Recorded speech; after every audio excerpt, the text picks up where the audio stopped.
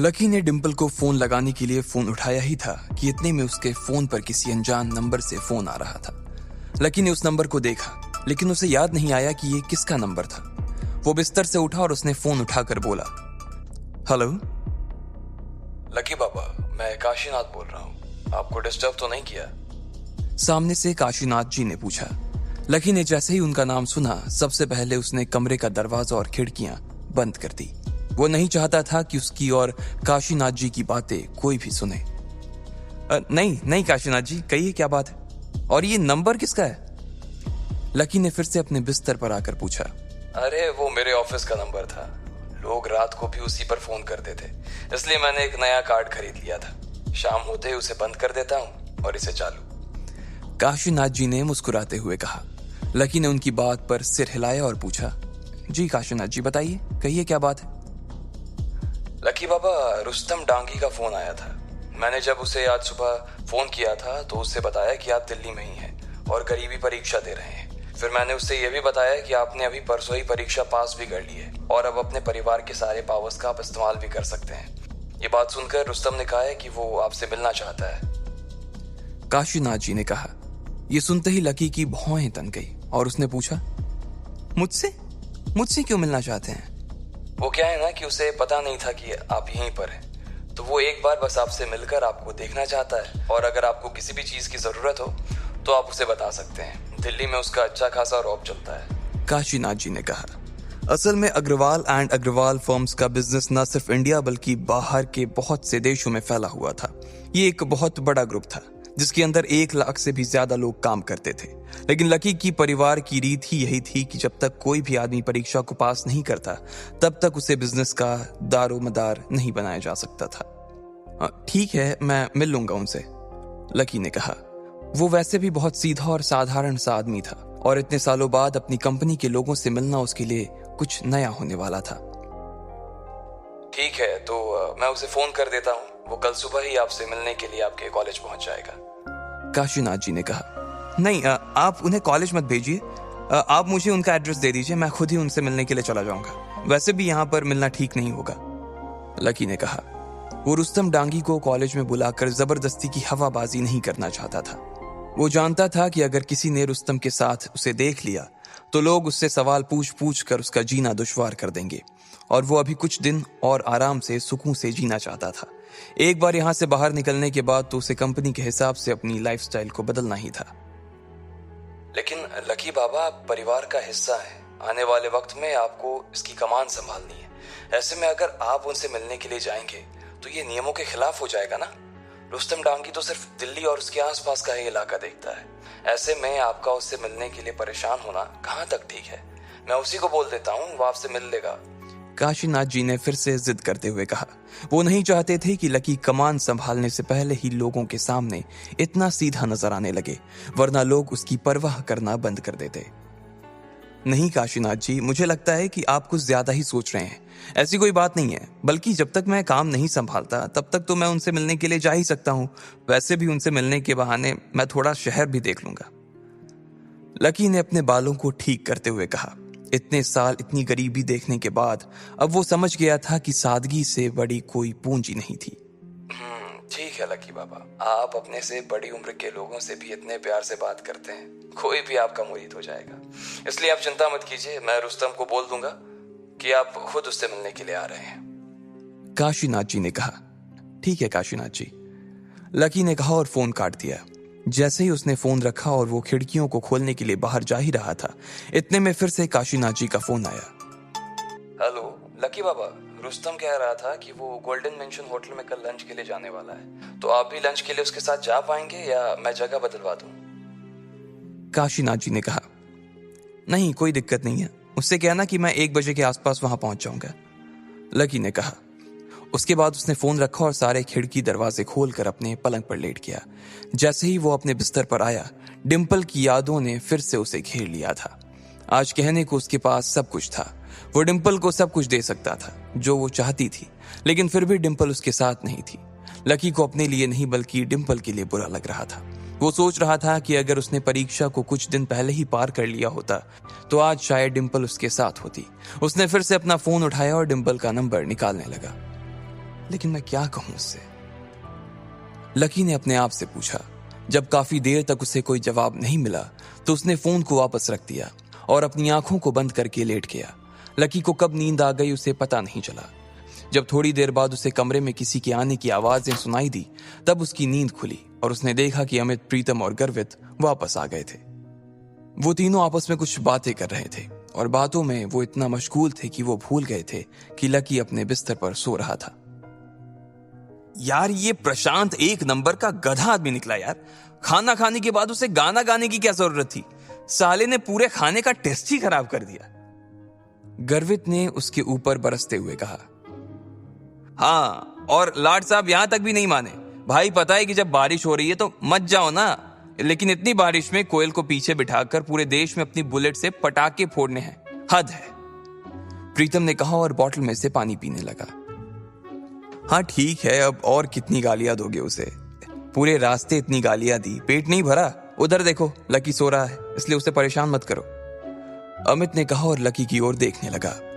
उसकी आंखें आधी खुली और आधी बंद थी। गर्वित और प्रीतम फ्रेश होने के लिए चले गए और अमित भी अपना तौलिया लेकर उनके पीछे पीछे हो लिया। अगले दिन जब सुबह हुई तो आसमान काफी साफ नजर आ रहा था। कल की बारिश के बाद कैंपस, सड़कें और मैदान सब धुल चुके थे। जिस हिसाब से पानी भरा हुआ था उसे देखकर तो यही लग रहा था कि बारिश पूरे रात ही चली थी। दूसरी और तीसरी क्लास के ब्रेक के बीच जब लकी ने थोड़ी देर सुस्ताने के लिए अपना सिर बेंच पर टिकाया ही था कि अमित भागा भागा उसकी क्लास में घुसा और लकी को झटकते हुए उठाते हुए बोला, लकी, कोयल के साथ गड़बड़ हो गई। अच्छा, अब क्या हो गया उसके साथ? पास बैठे ही गर्वित ने कहा। प्रीतम, जो कि अमित की ओर देख रहा था, उसने उसके मजे लेते हुए कहा, अबे तेरा डिपार्टमेंट ना रोशनी की प्रॉब्लम झेलने का है, कोयल की नहीं। इस बात पर लकी और गर्वित भी मुस्कुरा दिए। अबे तू 2 मिनट चुप रह, अमित ने कहा और लकी की ओर देखकर बोला, भाई कोयल कल रात को बाइक से गिर गई।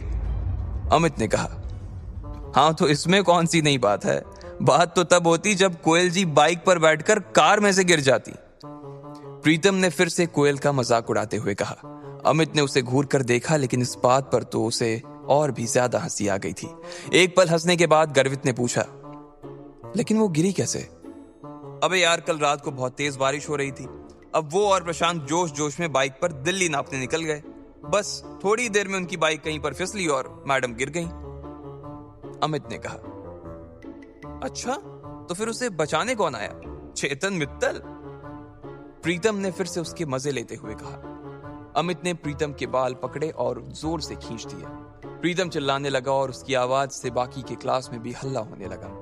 इसलिए अमित ने उसके बाल छोड़े और लकी की ओर देखते हुए बोला, मैं अभी मैदान के आउटर एरिया में प्रैक्टिस कर रहा था तो रोशनी का फोन आया। उसने बताया कि प्रशांत कल रात को कोयल को अपने साथ बाइक पर ले गया था और दोनों गिर पड़े। फिर कोयल को अस्पताल ले गए। रोशनी और बाकी लोग भी सुबह सुबह जल्दी उससे मिलने के लिए अस्पताल पहुंच गए और उसने कहा कि हमें भी उससे मिलने के लिए आना चाहिए। अमित ने एक ही सांस में अपनी बात खत्म करते हुए कहा। प्रीतम और गर्वित एक दूसरे की शक्ल देखने लगे। कल उसने लकी के साथ जिस तरह का व्यवहार किया था और वो जिस तरह से प्रशांत के सामने बन रही थी, उसके बाद उन दोनों ने कसम खा ली थी कि वो अब कोयल की कभी शक्ल नहीं देखेंगे। लेकिन इससे पहले कि वो अमित को ना कर पाते, अमित अपनी जगह से खड़ा हुआ और उन दोनों के कंधे पर हाथ रखते हुए बोला, चलो हम लोग भी उसकी खबर लेकर आते हैं। भाई, आखिर उसने हमें कल ट्रीट दी थी यार। भले ही उसकी जुबान कैसी भी हो, लेकिन उसका मन अच्छा है। अमित ने कहा और अपनी नजर नीचे कर ली। उसे मालूम था कि इस बात पर उसके तीनों दोस्त उसे बहुत गालियां देने वाले थे। अच्छा चलो भाई, अब नमक खाया है तो फर्ज भी अता करना ही पड़ेगा, प्रीतम ने कहा और अपनी बेंच पर से उठ गया।